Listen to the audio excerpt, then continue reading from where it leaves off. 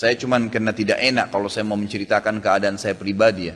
Kalau pengalaman saya pribadi terlalu banyak bukti-bukti nyata subhanallah yang saya hadapin pribadi. Pada saat lagi terdesak dari sisi ekonomi, godaan luar biasa, ada pinjaman yang berbunga, ada yang begini, ada yang begitu, tetap saya tolak, saya komitmen. Sampai pada titik terakhir, titik klimaksnya saya pertahankan, Allah berikan jalan keluar yang tidak masuk di akal ikhwan. Betul-betul tidak masuk di benak saya.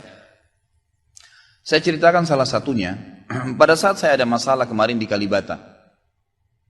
Ini untuk diambil ibrah saja. Restoran saya buka 2 tahun 8 bulan.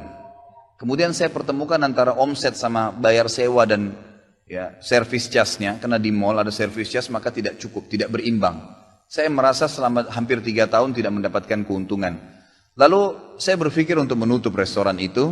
Dan pada saat itu subhanallah saya berpikir restoran ini sudah saya tutup aja deh. Saya jual aja. Mungkin dengan kesibukan dakwah, beberapa ikhwah juga yang saya amanahkan di situ sudah ada yang satu yang sudah niat mau kuliah, udah nggak bisa lagi lanjut. Saya bilang oke lah baik. Selama 3 bulan vakum, nggak bisa bergerak sama sekali. Pada saat itu subhanallah 1 rupiah pun ikhwah saya nggak punya duit. Allah jadi saksi saya bingung waktu itu bagaimana caranya untuk mencari jalan keluar nih. Jual restoran pun akan dilelang dalam kondisi murah. Restoran itu sudah besar asetnya. Ini gimana caranya saya nggak punya duit. Mindahin ke tempat lain butuh uang untuk sewa. Gitu kan, membuka lagi butuh uang yang baru untuk membayar sewa yang tertunggak, gitu kan. Tidak dibongkar juga akan dibongkar paksa. Nah, ini kalau ada waktu tentu sampai waktu tentu, kalau tidak ini akan dibongkar paksa. Subhanallah, godaan luar biasa. Ada yang masuk saya tidak tahu dari mana, SMS masuk HP saya, pinjaman dengan bunga yang ringan 250 juta sampai 750 juta terus dari banyak perbankan saya nggak tahu tiba-tiba masuk. Saya tidak pernah iyakan, selalu. Gitu kan.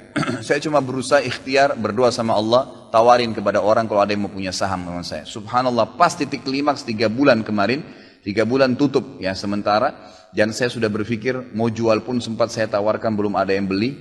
Saya tiap hari saja berdoa. Di masjid ini saya kedatangan seseorang. Jemaah pengajian saya, bukan jemaah pengajian sebenarnya, dia rutin mengikuti ceramah kita ya yang diupload di YouTube dan tinggal di Paris. Orang Indonesia, orang kita tapi tinggal di sana. Datang selama ini dia selalu kalau saya punya program gali sumur diikut. Ada program kemarin badal haji ditipin uangnya. Selalu program sosial diikutin sama dia. Subhanallah pada saat lagi dia bilang sama saya SMS, Ustaz saya mau ke Jakarta, saya ingin hadir pengajian Ustaz langsung. Saya bilang baiklah kalau gitu silahkan fadhal. Selesai pengajian kita waktu itu selesai jam 9 malam kurang lebih seperti jam-jam seperti ini. Lalu kemudian dia datang sebelah saya belum pernah lihat orangnya. Lalu dia salaman sama saya, dia bilang, Ustaz saya Pak John Firdaus, dia bilang sama saya gitu. Terus saya bilang, oh iya Pak, saya belum paham nih. Dia bilang, saya yang dari Paris Ustaz. Oh antum, terus salaman lah, ngobrol-ngobrol. Sampai ke mobil gitu kan. Saya sempat kasih dia beberapa buku yang biasa saya bawa di mobil. Ini akhi mungkin antum bisa baca-baca di sana sama keluarga dan seterusnya. Sebelum berpisah, dia bilang sama saya, Ustaz saya sempat bawa teman ke Kalibata. Kok saya mau ajak makan tutup tempatnya Ustaz? Oh iya ceritanya ada tunggakan pembayaran yang belum saya bayar dari sewanya karena tidak cukup antara omset penjualan dengan ini. Oh gitu Ustaz iya. Kira-kira butuh berapa biaya? Saya bilang mungkin saya butuh sekitar 250 juta untuk memutar kembali restoran ini. Karena butuh ada tunggakan 168 dan saya harus dengan biaya operasional sekitar 250 juta. Rencananya memang saya mau buka saham kalau memang ada yang mau masuk. Dia bilang sama saya tiba-tiba ini cuma mau berpisah di sini di depan masjid ini dia bilang sama saya, Ustadz kalau Ustadz bilang saya baru saja kemarin masukin anggaran dana saya 400 juta di satu perusahaan. Kalau saya tahu saya akan ikut sama Ustadz. Ya sudahlah akhi, qadarullah nggak apa-apa gitu kan. Tapi kalau emang Ustadz mau saya coba pikirkan nanti saya pertimbangkan kira-kira berapa. Saya bilang saya akan buka saham 250 juta itu 10% dari omset antum akan ambil. Karena aset restoran sekarang 2,5 M. Baiklah dia bilang sama saya gitu. Saya pulang ke Paris ini hari Senin saya berangkat. Saya bicara sama istri, saya langsung kasih berita ke Ustadz, lalu saya kasih. Baiklah saya bilang kalau begitu. Dia pulang, subhanallah, saya pikir ya sudahlah. Ini mungkin dia mau pertimbangkan lagi. Malamnya, pada malam itu juga, dia tiba-tiba SMS ke saya, dia bilang, Ustadz setelah saya musyawarah sama istri, saya akan transfer ke Ustadz dengan jumlah 250 itu. Supaya bisa bergulir dan saya siap mengambil 10%-nya. Gitu kan, saya sujud syukur kepada Allah, alhamdulillah ada jalan keluar gitu. Subhanallah saya ke Kalibata, saya bicara besoknya sama GM-nya, saya ngobrol, ini gimana jalan keluar, saya sudah ada duitnya sekarang dan mau diputar. Oh udah nggak bisa Pak Khalid, ini kan sudah 3 bulan vakum, udah nggak bisa, harus Dibongkar, udah tutup, nggak bisa lagi. Kalau Pak Halid mau pindah tempat lain silakan. Atau mau buka sini kembali harus ganti nama.